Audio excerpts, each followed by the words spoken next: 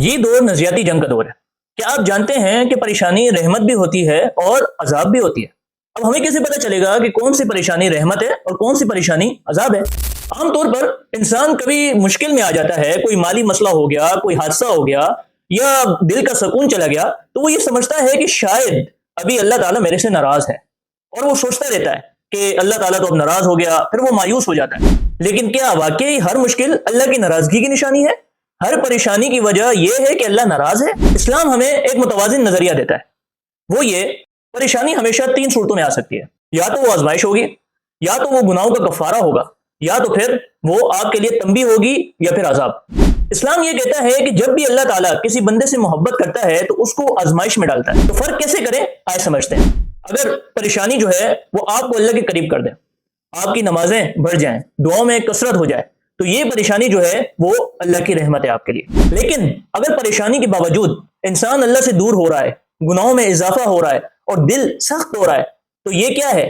یہ اس بات کی علامت ہے کہ وہ پریشانی جو ہے وہ اللہ تعالیٰ کی طرف سے آپ کے اوپر تنبیہ ہے یا پھر عذاب ہے۔ اس کو ریئل لائف ایگزامپل سے سمجھتے ہیں۔ ایک شخص ہے، اس کے اوپر بیماری آئی اور اس نے تہجدیں پڑھنا شروع کر دی اور نوافل میں کثرت کر دی، نماز فرائض بالکل اطمینان کے ساتھ پڑھنے لگ گیا، ہر فرض نماز کے بعد دعاؤں میں شریک ہونا شروع ہو گیا اور تسبیحات اس نے شروع کر دی۔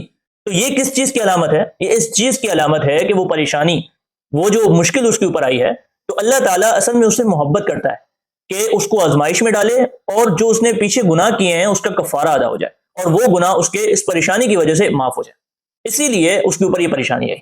یہ اس بات کی علامت ہے کہ یہ پریشانی جو ہے وہ اللہ کی طرف سے اس کے اوپر رحمت ہے۔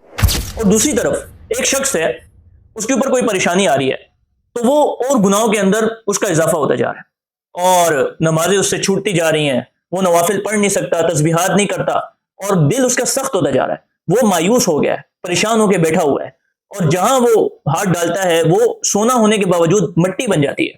تو یہ چیزیں اس بات کی علامت ہیں کہ وہ جو مشکل آئی ہے اس کے اوپر، یہ اللہ تعالیٰ کی طرف سے تنبیہ یا عذاب ہے۔ اس کو دکھانے کے لیے آئی ہے کہ تو دنیا کے اندر جو عیش و عشرت سمجھتا ہے کہ دنیا ہی سب کچھ ہے، یہ سب کچھ نہیں ہے، بلکہ اس کو بنانے والا تیری نگرانی کر رہا ہے اور وہ تجھے ہر وقت دیکھ رہا ہے۔ یہ تنبیہ کرنے کے لیے یہ اللہ تعالیٰ اس کے اوپر پریشانی بھیجتا ہے کہ یہ واپس لوٹ ہے۔ اگر وہ بندہ واپس لوٹ کے آ جاتا ہے اس مشکل کے بعد، تو پھر اللہ تعالیٰ اس سے بڑھ کر اس کو دیتا ہے جو اس مشکل سے پہلے اس کے پاس تھا۔ یاد رکھیں، پریشانی بذات خود نہ رحمت ہے اور نہ ہی زحمت، بلکہ ہمارا رد عمل فیصلہ کرتا ہے کہ اس پریشانی کو ہم رحمت بنائیں یا پھر اپنے اوپر عذاب بنائیں۔